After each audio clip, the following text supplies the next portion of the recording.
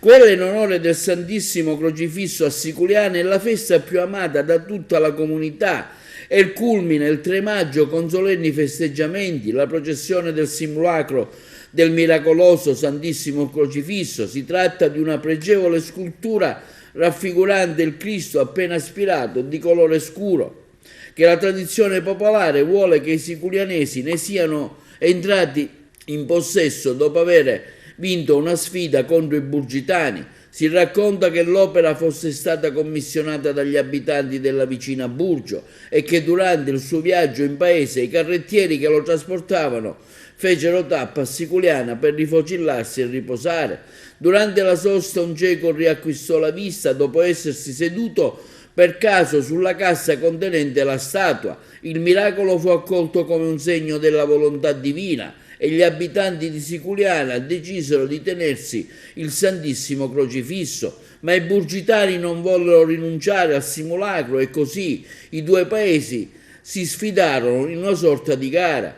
La cassa con il simulacro fu posta su un carro, tirato da una parte dai buoi parati dai siculianesi, dall'altra quelli dei burgitani, e si stabilì che se quest'ultimi avessero superato il vicino torrente, il simulacro sarebbe stato assegnato a Burgio, nel caso contrario a Siculiana. La competizione venne vinta da Siculiana.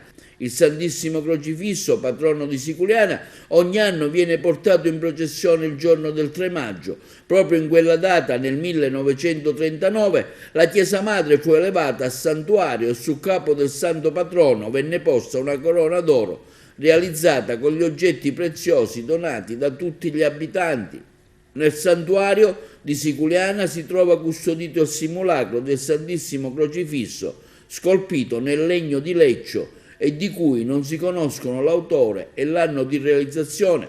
Di certo c'è che già nel 1540 risultava presente nei beni elencati nella Visitario Terre Siculianesi. Ricco il programma di quest'anno, che va dal 29 aprile al 3 maggio, con lo sparo delle bombe a cannone Pitreri di Montemeli, poi la Santa Messa nel Santuario del Crocifisso proprio il 29 aprile, quindi gli appuntamenti domenica 30 aprile, per continuare lunedì 1 maggio con la musica per le vie del paese, il concerto gospel Seed and Fight di Caltanissetta presso il santuario, la processione della chiesa di San Vincenzo con la reliquia della Santa Croce, quindi alle 21:30 lo spettacolo musicale Cornece offerto dall'amministrazione comunale di Siculiana.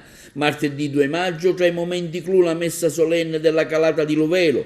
Il 3 maggio si inizierà di buon mattino alle 5 Santa Messa dell'Aurora, a seguire altre celebrazioni eucaristiche fino alle 15, quando inizierà la processione del Cristo Nero che attraverserà strade e vicoli del paese, un momento sacro per i siculianesi e i numerosi pellegrini che arrivano da tutta la Sicilia e anche oltre, molti fra i quali a piedi e scalzi. Durante i giorni di festa si svolgeranno inoltre diverse attività collaterali.